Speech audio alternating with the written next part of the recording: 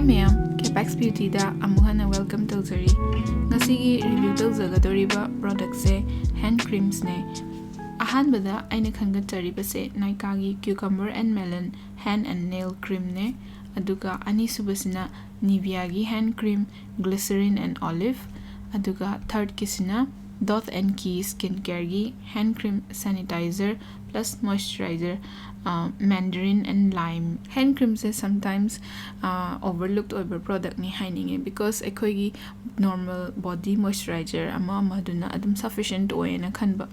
But aigi wakal di hand cream da indulge tawbusisu adum sometimes it's a nice thing because extra moisturization piye.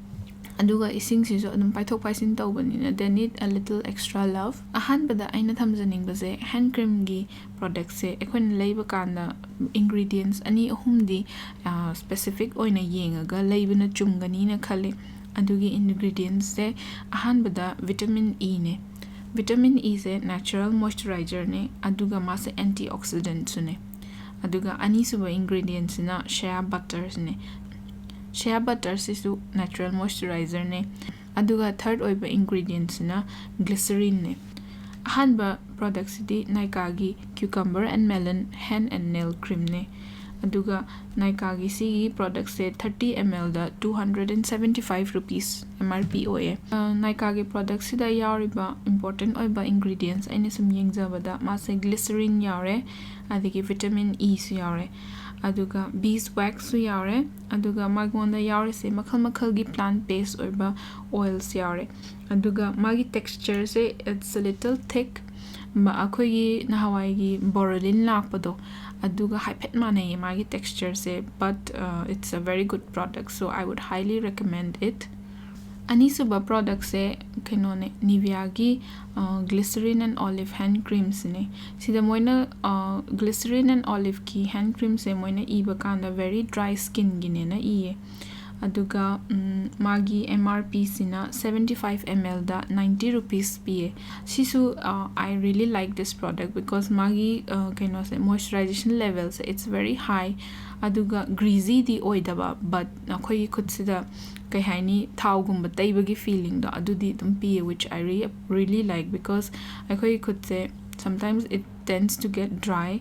Aduna very dry skin gi olive and glycerin gi from Nivea se this is a very good product for people with dry skin. Ingredients list da yengjabada yaur se glycerin di yaur. Glycerin aina ngasai panjabadune one of the ingredients which we should shop for when we are looking for a hand cream. I aduga normal day-to-day life tadi I use this. Magi manam sidi kitang strong oi haigadra but olive palm mina they will really like this. Third product se Dot and Key skincare gi hand cream sanitizer plus moisturizer ne. Ado aina si se chum YouTube ta check tawba kanda magi sanitizer haiba kainosina marketed oiba product ni na mi myam se haziki chanariba sanitizer gi sense ta khara lowbasu aina adum uye review da but moina sidai sida han magi box maning da ibane haidi mona this alcohol free hand cream na iye so haziki akoigi hand sanitizer siznabagi sense ta siznabadi chumdo mande sise but as a hand cream sisu yam nungai aduga mai manam se sisu kitang kaino akoigi fruity oiba citrus oiba smell oye because aina lejaba se mandarin and lime. Aduga Dot and Key gi sigi hand cream sina 50 ml da 395 rupees MRP oye. Aduga magi texture sina kitang gel magti nate but kitang ngasai compared to Nykaa gi adudagi di kitang consistency je kitang thin oye haininge. Taiba kanda di masu adum skin da phajana absorb tawe.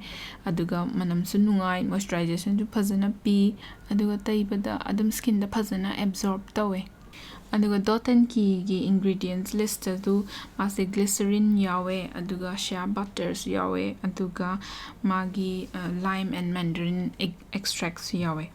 from my side si ahum different price points adigi different companies se kaino taw taraga su moigi different ingredients yauriba mayam sigi matungina di Nykaa gi se I think it's quite good haidi value for money oye haidi 275 rupees ta 30 ml oy taraga su it's very haidi travel friendly su oiba aduga sizinabada su yam nungai. If I had to recommend any one of these three, I would recommend Nykaa gi se because magi ingredient list adagi magi performance adi mai manam I really like it. Aduga parabens su yaudaba aduga cruelty free oiba product oibanina I really appreciate this. Ngasigi di sida losinjarage khatang tenba video ne mayam atopa kari company gi hand cream seasonabige do makhagi comment ibirao ngasigi di. Bye.